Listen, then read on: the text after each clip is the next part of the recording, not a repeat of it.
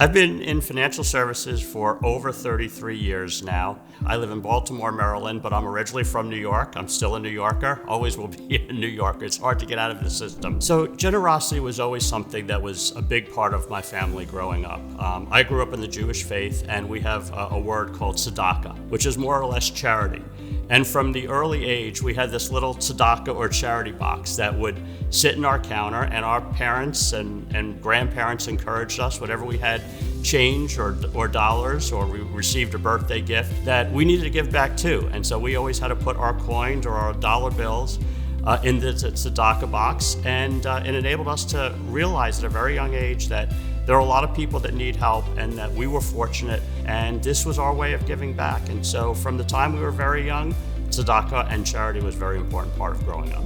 So right after college, I started at Price Waterhouse as an auditor. Like a lot of those stories you probably heard, I was working 80 hours a week, and I just decided that there was more to life than just working 80 hours a week.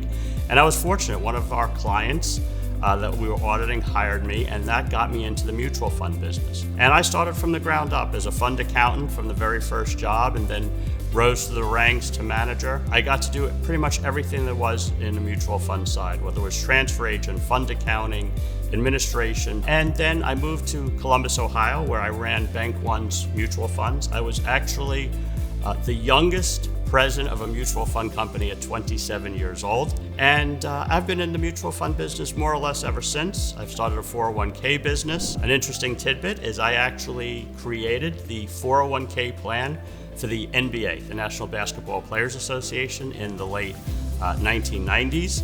I did educational meetings for the NBA for 3 years, financial literacy, teaching the players about the need to save, the need to grow their wealth, the need to plan for the future, life insurance, estate planning. And then I decided to go out on my own and start my own mutual fund company.